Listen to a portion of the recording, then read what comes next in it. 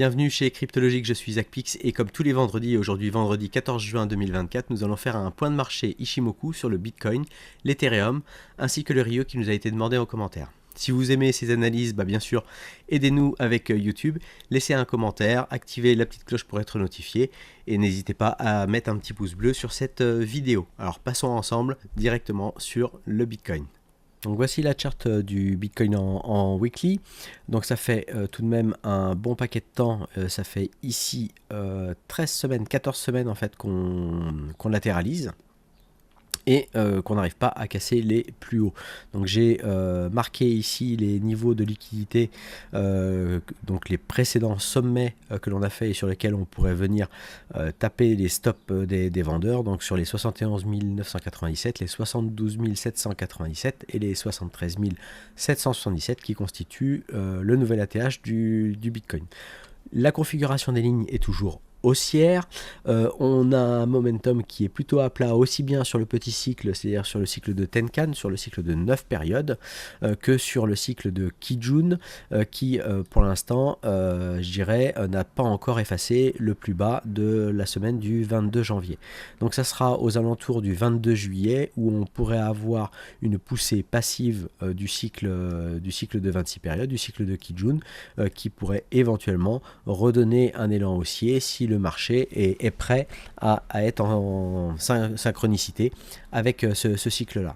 Dans une période plus courte, on est aujourd'hui à 1, 2, 3, 4, 5, 6, 7 bougies, donc d'ici 2 semaines, donc d'ici la semaine du 1er juillet, on aura aussi un cycle de poussée de la Tenkan qui pourrait éventuellement aider. Si le prix baisse alors que la Tenkan monte, ça veut dire que l'on n'est pas en synchronicité et que le prix va repasser sous la Tenkan weekly, et ce qui pourrait marquer et on pourrait laisser absorber totalement ce cycle là pour continuer à latéraliser et avoir pourquoi pas un croisement du Kinkoyo ici pour une latéralisation plus grande en weekly. Si le prix veut repartir, donc à partir du mois de juillet, voilà, à voir justement si on repart avec cette poussée passive de Kijun qui pourrait être intéressante. On avait matérialisé ensemble des zones d'imbalance weekly, notamment aussi la petite ici et qu'on est venu retaguer dernièrement. Voilà, ce sont des zones sur lesquelles on pourrait avoir une réjection du prix. On a pour l'instant ici sur la partie basse, donc plutôt la partie ici acheteuse. Donc toute cette partie là qui va être plutôt acheteuse et les vendeurs qui sont positionnés ici dans mon rectangle rouge et qui rejettent constamment, et on a même des mèches, donc on a même du mal à clôturer au-dessus là des 69 648. Donc ce qu'on veut observer ici maintenant, c'est l'influence que l'on a. Alors je vais passer en chart daily, on va mieux le voir. On va d'ailleurs zoomer sur la chart. Donc en fait on peut être sous l'influence de cette grande vague ici baissière, donc A, B et C ici. Donc voilà en fait ce que l'on a tracé. On en a parlé mardi soir dans le live Twitch que vous pouvez voir en replay pendant 60 jours sur la chaîne Twitch. Et on est en train de suivre cette ligne de force pour le moment, hein. Donc rien n'empêche que le prix ensuite s'en écarte et on va dessiner comme ceci. Rien n'empêche qu'on suive cette ligne de force et qu'à un moment donné on s'en écarte et qu'on ralentisse ici à l'approche d'une target, hein, par exemple la N. Donc pour ceux qui nous écoutent éventuellement en podcast, on est pour l'instant dans une configuration qui peut être baissière, en tout cas on suit pour l'instant ces lignes de force et c'est celle-ci qui pour l'instant domine le mouvement, avec une première cible à 58 332, une seconde cible, la cible N à 54 772, et si on continue de suivre les lignes de force des targets, la V à 41 108 ou la E à 39 328. Donc voilà pour le mouvement. Donc ce qui va nous importer maintenant, c'est de se dire, on va faire un zoom pour étudier en fait ce qui se passe dans cette vague 3 et le déroulement de cette vague 3. Est-ce qu'on continue ou est-ce qu'au contraire on va ralentir avant, parce qu'on a des niveaux quand même à passer. On a des zones ici qui étaient marquées sur lesquelles on avait des forts volumes. On avait ici un petit creux de volume qui peut être intéressant. Par contre, les gros creux de volume, et donc la cible de l'AN est quand même une cible intéressante. C'est la cible qui se situe entre les 52 600 et les 56 600. Donc là, il y a aussi une forte zone sur laquelle le prix pourrait être rejeté et on pourrait retrouver les acheteurs. Alors aujourd'hui le mouvement ne descend pas forcément très violemment. On va aller observer finalement en 4 heures le déroulé de cette baisse et on va afficher ces tracés là que j'ai marqué, voilà. Donc on étudie ici en 4 heures cette structure là, donc une grande vague baissière ici, donc la vague avec un point A qui part au vendredi 7 juin 14h, le point B au mardi 11 juin 14h et un point C au mercredi 12 juin 14h. Donc A, B, C qui nous donnerait en fait ces lignes de force avec une première cible N à 64 052, la target V à 62 103 et la target E à 60 104. On était en train de suivre la E et là on est dans un rebond. Donc on est descendu jusqu'au 66 251 et là on a rebondi et on est actuellement sur un prix à 67 139. Donc le tout c'est de voir si on repart de nouveau à la baisse et qu'on est bien dans cette fluctuation baissière. Là où je me méfie, et c'est pour ça que je vous ai mis ici en pointillé, puisqu'en fait elle était assez juste, c'est si jamais je mettais mon point A. Donc mon point A sur le lundi 10 juin 14h, le point B toujours au 11 juin 14h et le point C au mercredi 12 juin 14h, et bien en fait on aurait touché ici une cible P, donc une cible en fait qui va induire un ralentissement et une latéralisation. Alors si jamais c'est le cas, qu'on est vraiment dans cette influence-ci, et ce qui semble assez juste, on a eu aussi ici un temps 4, ça veut dire qu'on peut aussi très bien étudier cet ondulatoire pour le moment sur le 4 heures. Donc là on est vraiment sur l'étude du déroulement dans les petites unités de temps pour voir le déroulement de ce qui se passe sur le weekly et même le daily. Ah bah voilà, je l'ai mal placé, donc on va recommencer. Comme ceci. Donc on a dit le point A ici, le point B pour étudier la possible vague de hausse pour voir celle-ci où elle pourrait nous emmener.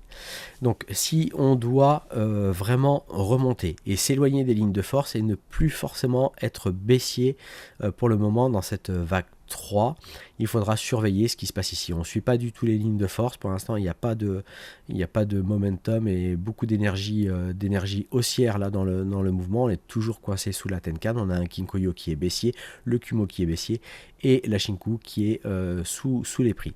Donc, soit on remonte et on va chercher la target P à 69 798 assez rapidement, c'est-à-dire avant le samedi 15 juin 22h. La target N à 70 199, donc la target N, elle pourrait finalement montrer qu'on serait éventuellement prêt à repartir à la hausse et ne plus être dans ce momentum baissier. Là, pour l'instant, on est vraiment dans les lignes de force, donc toujours se méfier. Ici, on peut être dans un ralentissement, on peut très bien revenir ici sur la Kijun et ensuite repartir à la baisse. Donc soyez très méfiants, une latéralisation ici ne veut pas dire pour l'instant qu'on a un renversement haussier. La seule chose qui pourrait nous indiquer finalement un changement dans la tendance et qui va être un point important et que ZS a indiqué du coup l'autre jour, c'est que on a cette date du 18 juin et donc à partir du 19, si on casse les 71 997, à ce moment-là, on aura éventuellement une continuation haussière et on aura marqué ici un point C pour faire une A, B, C pour repartir à la hausse. Pour l'instant, tout ce que l'on a aujourd'hui, c'est plutôt une tendance baissière. et on regarde ce que fait le mouvement. Si vraiment on est dans une tendance baissière, eh ben, on devrait continuer à accélérer ici pour aller suivre le mouvement. Si ce mouvement ne veut pas et qu'on latéralise ici finalement, on latéralise ici, on s'éloigne de ligne de force, ça sera intéressant parce que ici ça sera potentiellement un point C pour rechercher de nouveau les plus hauts.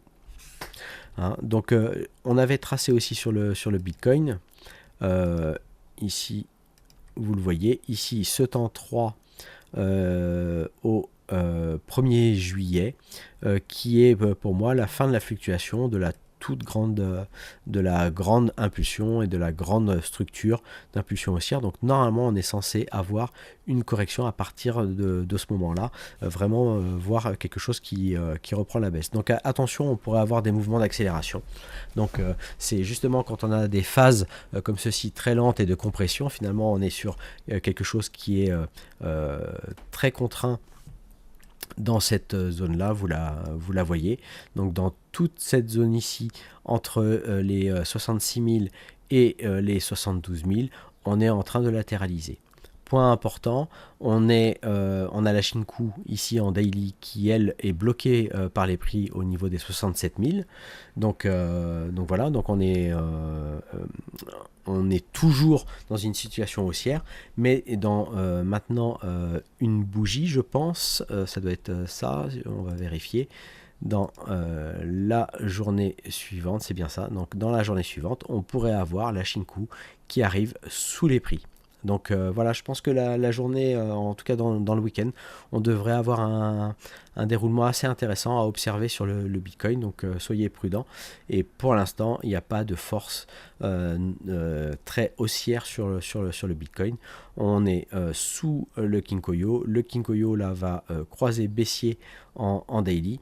Donc voilà, attention. Et si on casse ce niveau là, voilà, si on casse les 66 060, on va infléchir à la baisse la Kijun. Donc voilà, c'est le niveau, si on le casse, qui en daily redonnera un momentum baissier sur le Bitcoin. Donc je suis plutôt baissier là actuellement sur le Bitcoin, sauf si la structure me montre qu'on est capable d'aller pousser plus haut, mais là il va falloir pousser vraiment fort. Si on passe sur l'Ether, alors l'Ether, hop, j'ai toujours mon schéma de la semaine dernière, donc on étudiait cette fluctuation ici de baisse, et c'est pareil, c'est le déroulement ici de cette baisse. On est en plein là dans l'imbalance daily là qu'on avait tracé, en fait l'imbalance laissé par cette grande partie. Pour l'instant on n'a pas eu une réjection non plus très très forte, on a eu une tentative ici, on le voit, de venir rechercher la Tenkan daily, mais on a été rejeté, donc voilà, pas mal de ventes. On est juste venu combler ici l'imbalance qu'on avait laissé sur cette grande impulsion baissière. Alors si on veut étudier pareil la structure ici de baisse, eh bien qu'est-ce qu'on va faire? On va venir tracer avec notre ondulatoire, on va venir tracer ici, voilà, donc pour l'instant, donc je vais vous la matérialiser pour que vous puissiez bien la voir. La A, B, C. On va la mettre en trait comme ceci.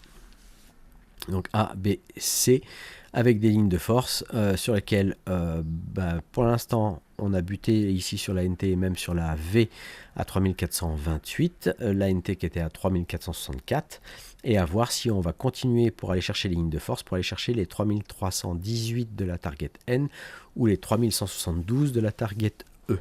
Donc ça va être le déroulement ici, mais pour l'instant on a tendance à ralentir, donc on a la Tenkan qui pourrait ne plus baisser, on a le prix qui repasse au-dessus de la Tenkan, à voir si on va chercher justement la Kijun et on est rejeté, ou si au contraire on dépasse ici la Kijun pour remarquer ici une structure pour faire notre figure de préparation qui va avoir lieu sur 26 périodes pour venir quitter les lignes de force et repartir à la hausse.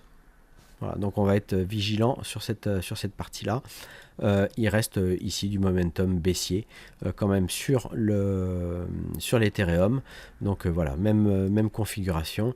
Et on n'a pas de news. Les seules news que l'on a d'ailleurs sur l'ETF, c'est que ça pourrait être approuvé au niveau du formulaire, je crois, S1 d'ici cet été. Donc voilà, les choses approchent. Mais tant qu'on n'a pas d'inflow sur l'ETH, et qui se matérialise au niveau du prix, parce qu'on a des inflows actuellement sur le BTC, mais qui ne se matérialisent pas non plus très fort sur le prix. Bah voilà, pour l'instant, on est toujours dans ce schéma de correction, et de correction de toute cette impulsion ici. Donc voilà pour les terres, donc pas grand chose d'autre à dire, et puis il faudra surtout suivre le BTC qui lui est toujours dans une dominance qui fait qu'il lead le marché de la crypto. On nous a demandé le Rio. Donc, je regardais effectivement ceci. Alors, on va regarder comment s'est déroulé le prix. Donc, on va montrer comme ceci. Voilà. Donc, en weekly, une charte qui est plutôt belle, puisqu'on avait un bottom qui était à 0,013 et qui a été bien tenu et sur lequel on a eu une forte accumulation ici. Donc c'était un prix très intéressant sur toute la phase en fait, comme le Bitcoin, toute la phase en fait de fin 2022 et une impulsion haussière qui a démarré fin 2022 et vraiment suivre la même force que le Bitcoin. On a un ATH qui est à 5,20 $.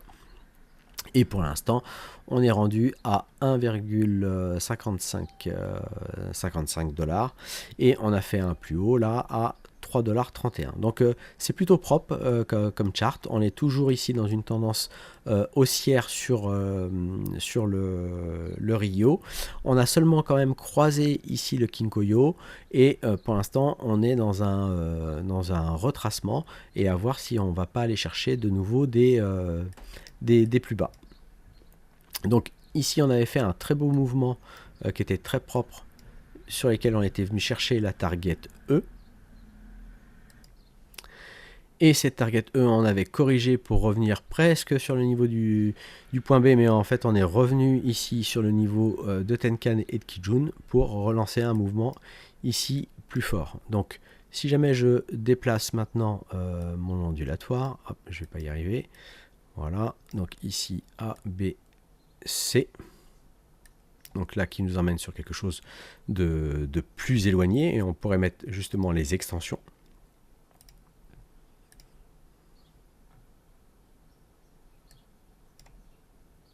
Voilà, comme ceci. On s'est arrêté pour l'instant à une target sur la 3E, donc on voit que c'est intéressant.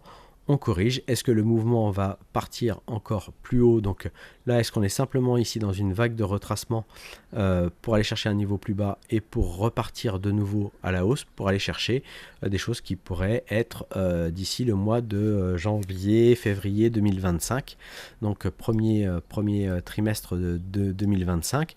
Alors ce qui va être intéressant, finalement, c'est d'étudier la naissance de cette impulsion. Hop, donc je vais replacer ici mon point A ici. Donc là la target est quand même moins intéressante.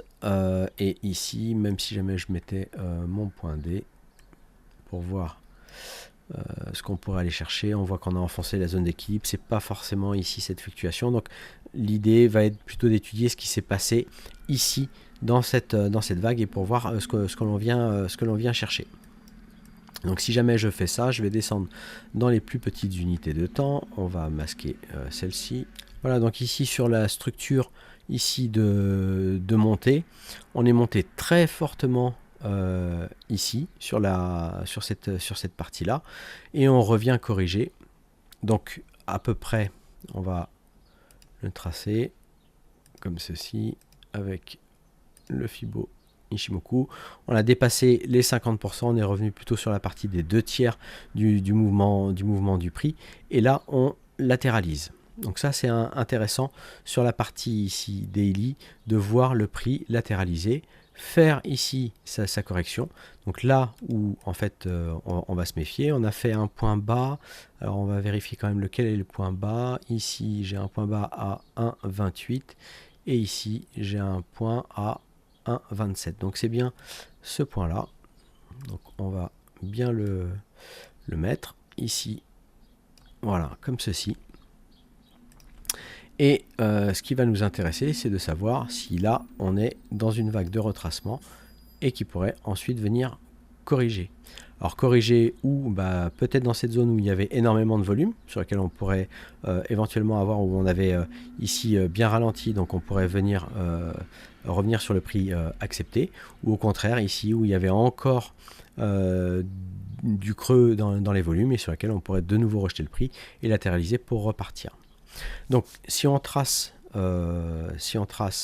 ici la partie ondulatoire, donc hop, je vais matérialiser ça comme ça. Donc on va venir tracer ici notre point A, notre point B et notre point C. Voilà, et donc sur le Rio, là où je vais être intéressé, c'est de voir si on continue à suivre ces lignes de force pour aller chercher une target E, ça m'étonnerait, mais en fait on peut très bien essayer de descendre fort et ralentir. Donc pour l'instant c'est la target NT1 qui va m'intéresser à 0,998 et à voir si on va chercher des zones plus basses, puisque effectivement aussi on avait, comme on disait ici, énormément de volume aux alentours des 0,592. Donc voilà, il faudra étudier dans les petites unités de temps ce qui se passe dans le déroulement 4 heures de cette vague 3 pour voir ce que l'on fait. Donc là pareil, on peut tracer et s'en servir comme GPS. Voilà, comme ceci. Donc, vous pouvez regarder le déroulement et voir si au contraire, le mouvement ici continue de ralentir et s'éloigne des lignes de force. Donc, de la ligne de force qui est la plus baissière et qui pourrait venir continuer d'absorber le prix. Mais voilà, on est plutôt ici dans un momentum baissier, on est toujours dans une correction là sur le Rio. Il a fait une très belle performance quand même en atteignant les 3,31. Donc voilà, ce serait normal qu'il vienne corriger. Si vous reprenez vraiment l'ensemble ici du weekly, ce qu'il faut tout de même observer, c'est plusieurs niveaux. C'est effectivement les niveaux qu'on a déjà atteints ici avec les 2 tiers. Mais si jamais on reprend vraiment l'entièreté en fait de l'impulsion, on voit qu'on travaille ici aux alentours du demi du prix. Donc on est vraiment sur les zones d'équilibre. Et pour l'instant, on est dans ces zones-là. Mais voilà, on a enfoncé quand même un peu plus bas. Donc pour moi, on pourrait revenir sur une correction et qui pourrait revenir chercher éventuellement des prix aux alentours des 0,86 et des 1,69. Qu'est-ce que ça nous donne avec VWAP? Alors hop, je vais placer VWAP et puis on va essayer de regarder ce que ça nous donne. Alors, pour voir aussi s'il veut bien me le mettre, et on va le placer ici en décennie. Voilà, donc là, une zone de valeur qui serait intéressante, ce serait tout ce qui va être compris entre 0,782 et puis bien sûr là où il y avait eu énormément de volume, là où il y a eu une très forte accumulation, mais peu de chances qu'on y revienne, donc sinon la VWAP à 0,28. Donc voilà, on va être attentif à cette fluctuation de baisse pour voir si on revient dans des zones intéressantes, et servez-vous justement des zones de volume qui vont vous donner des bonnes indications sur les niveaux de prix. Voilà donc pour cette semaine, j'espère que ça vous a plu. Il n'y a pas forcément de déroulement et de scénario très dynamique en ce moment sur le Bitcoin et sur l'Ethereum. On attend voilà, qu'il y ait une bonne nouvelle qui impulse une hausse sur le Bitcoin, ou au contraire un événement qui marquerait vraiment la forte correction Pour l'instant, les corrections qu'on a eues, faites attention, ce sont des corrections qui sont très très faibles et pour l'instant on est toujours haussier. Donc faites attention, le marché est là aussi pour vous faire lâcher vos bitcoins et vous les racheter à un bon prix. Donc restez prudent et restez certainement à l'écart pour l'instant des alts, puisque si on a une forte correction sur le bitcoin, ça pourrait saigner encore beaucoup plus sur les alts. Donc soyez attentifs à cela. Et on voit comme ici des choses qui sont bien montées comme le Rio, corrigent et n'ont peut-être pas encore fini leur correction. Je vous souhaite un très bon week-end et je vous dis à la semaine prochaine. Ciao ciao.